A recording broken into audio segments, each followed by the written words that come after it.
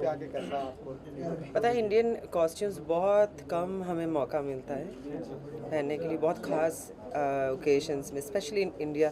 I think for weddings and festivals we use all are Indian garments.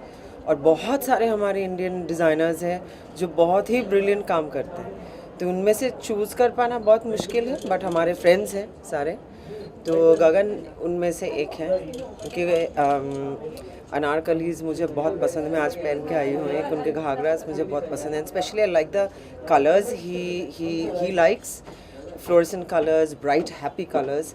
और बहुत ही young लगता है, क्योंकि बहुत सारी लड़कियाँ सोचती हैं कि इंडियन पहनूंगी तो बहुत ओल्ड दिखूंगी, ओल्ड फैशन दिखूंगी. So I think today's designers, that's why they choose very beautiful happy colours. और इनको मैं बहुत दिन से जानती हूँ, तो वो एक कंफर्ट लेवल भी है. इनको पता है कि मुझे क्या पसंद है, so it becomes easy to work with someone like him.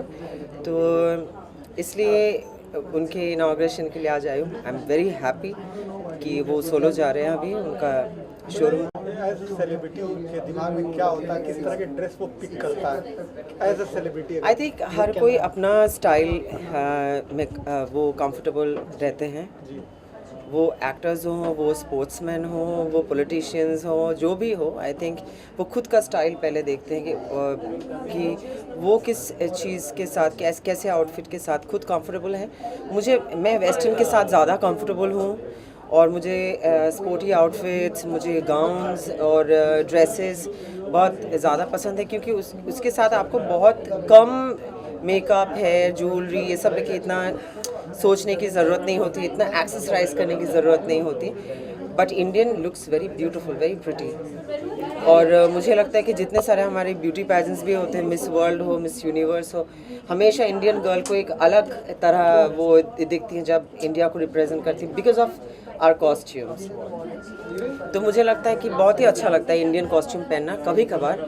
But या it's not a part of my life style कि हर रोज़ मैं एक लहंगा या तो अनारकली पहन के I can not walk out.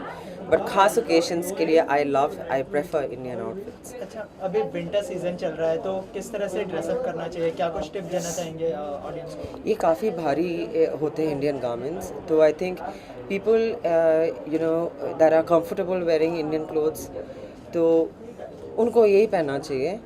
और विंटर सीजन में इंडिया में तो हमें जैकेट्स पहनने का मौका नहीं मिलता, स्पेशली इन बॉम्बे एटलीस्ट. तो बट बाहर के कंट्रीज़ में I think winter fashion is the best, क्योंकि आपको quotes, variety of quotes, sweaters, mufflers and shirts पहनने का मौका मिलता है. हाई बूट्स पहनने का मौका मिलता है, जो इंडिया में विंटर सीजन छोड़ के हम नहीं सोच सकते. तो आई थिंक पहले फर्स्ट कम्स कंफर्ट, नेक्स्ट उनका खुद का स्टाइल स्टेटमेंट क्या है, थर्ड कि वो सीज़न क्या डिमांड करता है. कोई ना, अभी रंग बिरंगे कपड़े की बात हो रही, तो रंग बिरंगा एक त्यौहार भी हमारे सामने आ रहा है, Holi. I am very scared of Holi. तो मैं घर से नहीं निकलती हूँ. मेरी सोसाइटी के भी क्यूट लिटिल किड्स दे कम, तो मैं अपने पेट्स का बहाना बना के, डॉगीज़ का बहाना बना के कि ये बहुत डर जाएंगे पता है, तो इनका बहाना बना के मैं चुपचाप से घर पे कोई रहती ऐसी हूँ. खास याद होली को लेकर रही हो कभी आप? कैलकटा में आई थिंक कैलकटा में लोग जैसे कि फुटबॉल लेके पागल हैं, खाना लेके पागल हैं, होली लेके वो हर चीज़ लेके सेलिब्रेट करते हैं, पागल हो जाते हैं. होली भी ऐसा ही होता है कैलकटा में, मैडनेस. और अल्टीमेटली वो रसगुल्ले का रस से लेके कीचड़ लेके कुछ भी यूज़ करने लगते हैं, जब एक अलग लेवल तक पहुंच जाता है. तो मैं ये फेस्टिवल से मैं बहुत दूर रहती हूँ. मुझे होली देखना बहुत पसंद है. टेलीविज़न में मैं देखती हूँ कैसे दूसरे कंट्रीज़ सेलिब्रेट कर रहे हैं, बट मुझे पार्टिसिपेट करना बिल्कुल अच्छा नहीं लगता. जैसे कि अभी आप एंटरटेनमेंट इंडस्ट्री से जुड़े हो, तो अभी बजट आने वाला है, तो आप क्या एक्सपेक्ट कर रहे हो एंटरटेनमेंट इंडस्ट्री के लिए?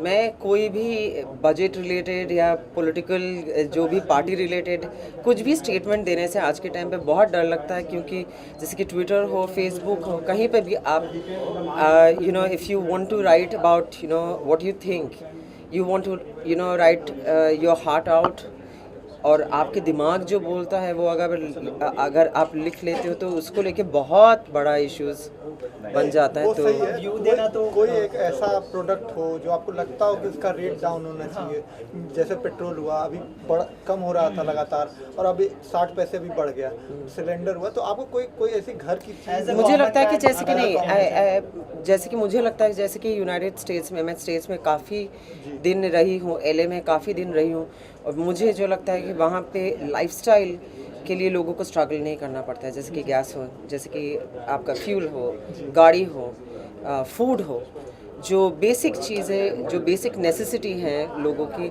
उसके लिए मुझे नहीं लगता कि वहाँ पे बहुत ज़्यादा स्ट्रेस लेते हैं लोग, बहुत ज़्यादा टेंशन लेते हैं लोग, जो यहाँ पर है।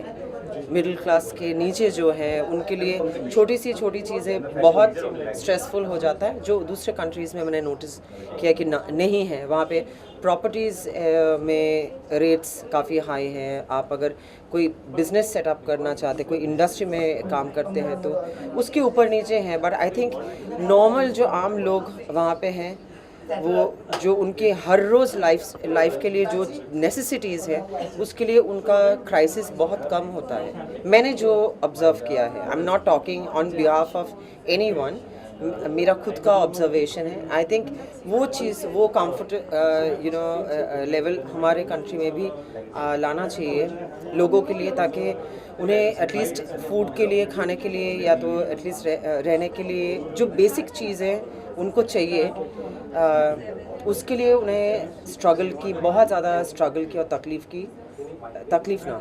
अच्छा, आखिर में आपसे जानना चाहूँगा, काफ़ी लंबा समय हो गया है आप बड़े पर्दे पर दिखाई नहीं दिए, तो कोई फिल्म आप जो कर रहे मैं हो इस साल एक ही फिल्म करूँगी, जिसके लिए मैं अभी LA से वापस आई हूँ। मैं ट्रेनिंग करी थी, 2 फिल्म वहाँ पे मैंने कंप्लीट किया, और ट्रेनिंग बहुत ही अच्छा रहा, बहुत ही ख़ास एक्सपीरियंस था ये, क्योंकि मैंने एडिटिंग भी सीखा है, स्पोर्ट्स भी सीख लिया है वहाँ पे जाके, बहुत कुछ एक्रोबैट सीख रही हूँ अभी भी, तो बहुत नया कुछ सीखने को मिला।